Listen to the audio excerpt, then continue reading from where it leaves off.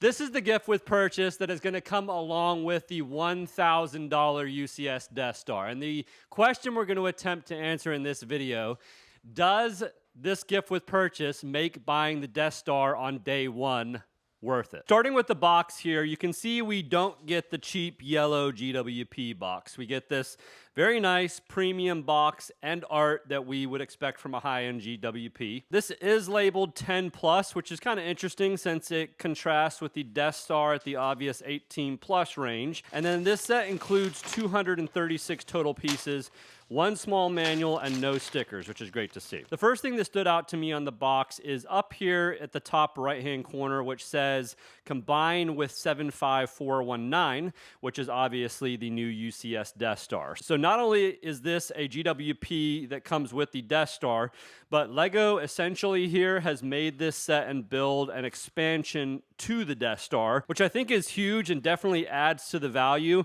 And you can even see some of the art of its location on the Death Star with this cover art here, which we'll get into in a minute. On the back of the box here, we can see some of the images of the ship and some of its functions. And then we're going to get 3 total minifigures with this set, none of which are exclusive, which is definitely unfortunate. I think that's a missed opportunity. First is the Imperial TIE Fighter pilot here, which we have had in 3 previous sets from 2023 and 2024. Still a great looking minifigure with some good printing in my opinion though. And then we get 2 included Stormtroopers, which I will say is nice because that gives us even that many more Stormtroopers to use in the UCS Death Star, which is great to see. So good minifigures, but not a great start in helping to offset the cost of the $1,000 Death Star to kind of make it worth it. But let's take a look at the 3 different builds we get with the set. First, I put together this small cargo transport, which is very cool. You have these small 2x2 boat studs at the bottom, so it can kind of slide along your table as if it's hovering. There is a bunch of cargo on the back of this with barrels and then these crates which are printed and each have a thermal detonator inside. Up front, we have the printed control panel and a spot to put a Stormtrooper to drive the transport, which is nice. And then you can put his gun right here on this interior rack. Next, I moved on to building the hangar rack that will hold the actual TIE Fighter. It's a pretty simple build with these 2 mechanical arms that can open and close and do have some nice added realism with these hoses coming off of the arms. We can also see a couple Technic pins right here that will eventually help us place this on the actual Death Star, and we'll come to that in a second. And then lastly, I built out the TIE Fighter. It's a relatively simple build as well. It is a decent size for a GWP, and it's also pretty solid. There are some nice detailing on the side wings, and then both the front and the back do open, so you can place the TIE Fighter minifigure inside, which I'm really glad that this is minifigure scale. We do have this printed dish up front here, which looks very nice, but no pieces in the set are really exclusive in any way that I can see. It is a positive, though, that we did not get any stickers in the set. Now to place the hangar rack on the Death Star. So looking at the bottom docking bay here on the UCS Death Star, there are a few Technic pinholes up here on the top left. Taking my hangar rack, I am able to simply attach it right here, which is actually surprisingly very sturdy. Not only is the hangar rack itself very sturdy when the TIE Fighter is placed onto it, and also fits really nicely, I'll say as well, but the rack is also very sturdy as well when attached into the larger build of the Death Star. So overall, like I said, it is a fun little build. It's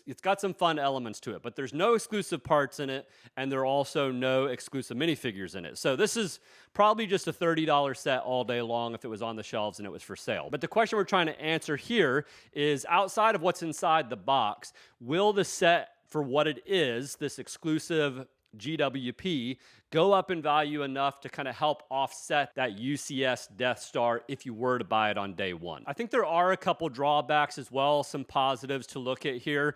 The one positive being the fact that this is going to be exclusive. You're only going to get it if you buy that $1,000 Death Star while supplies last on launch. The other positive that should help drive the value up on the set is just the simple fact that this is an extension of the Death Star. Like, your Death Star literally isn't complete, essentially, if you don't have this GWP. It actually completes the set, which should definitely help the overall value because people are going to want to have this set. Now, on the negative side, none of the minifigures and none of the pieces are exclusive. So you could just go onto Bricklink and buy all the pieces and buy the minifigures and complete the set.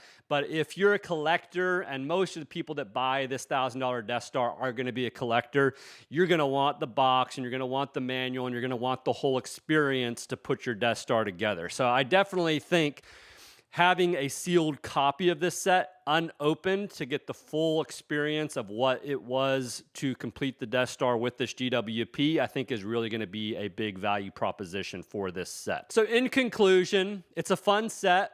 The one thing that I really wish LEGO had done is put something exclusive in here, whether that was a minifigure, whether that's an exclusive printed tile for the set itself, maybe an exclusive piece, whatever it might have been. I wish they had put something exclusive inside the box. So that way it really makes the set that's inside the box that much more limited edition. But unfortunately, again, nothing really exclusive. So I still think it's going to be a highly valuable set. What is it going to go to? If I were a guessing man, and this is a total guess, could be completely off, but I would guess it's probably going to get somewhere in the $200 range.